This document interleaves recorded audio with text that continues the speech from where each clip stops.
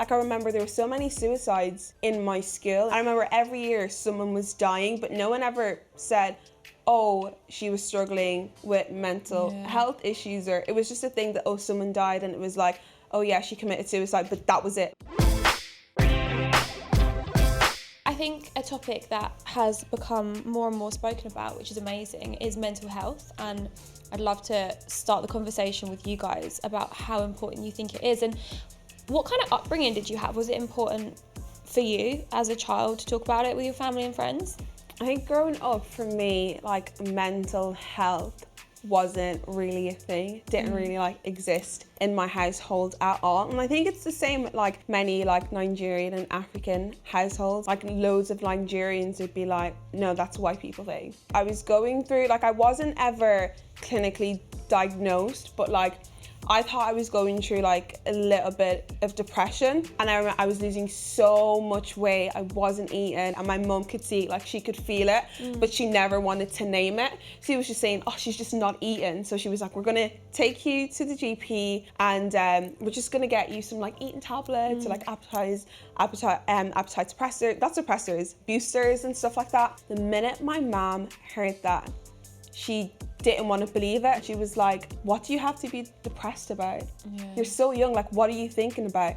And since then, we never had the conversation ever in my house. It was something that like I kind of had to like deal with myself. It must be so hard. It wasn't really a thing that we even talked about in school. Like I remember there were so many suicides in my school. I remember every year someone was dying, but no one ever said, oh, she was struggling with mental health issues, or it was just a thing that, oh, someone died and it was like, oh yeah, she committed suicide, but that was it. I just grew up like that, and I think only in the last few years is it something that like people are talking about and the conversations are starting. My family were a bit similar, so I must have been like 16, 17, and I had exactly the same guilt. And like when your mum was saying like, you're so young, what are you depressed about?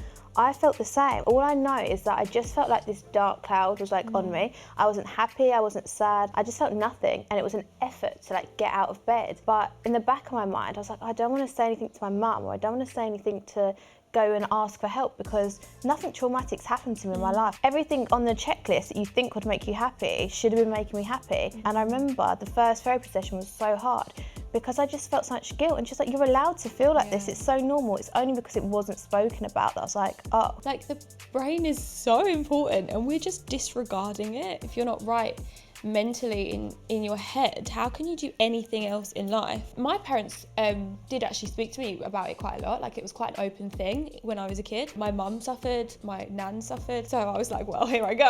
Like, is it sort of a hereditary thing? And I think thinking that it was hereditary, I sort of just expected it to happen to me. Do you think that if in schools it was spoken about, do you think it would have changed the way that you are now? Do you think that would have helped? 100%, just dealing with them down days and them dark days. If there was like a lesson or like a 15 minutes of a day or even of a week, just to be like, right, if you feel this way, these are things you can do to try and like have a positive outlook on it. Meditation has really helped me.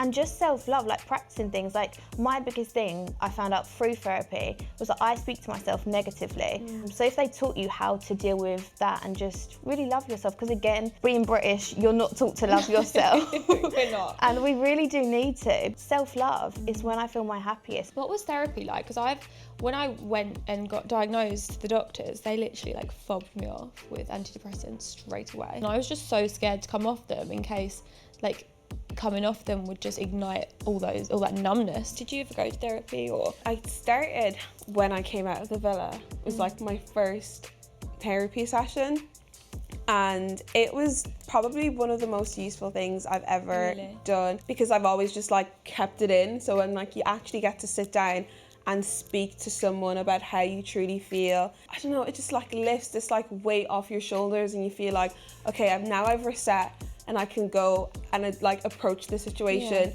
differently, and I'm equipped with the skills and the tools I need to like really handle this situation in a positive way. I'm so lucky to have family and friends and a husband that I can talk to about it. Someone said to me, you have to ask someone twice. Like, I could say to my friend, like, you okay?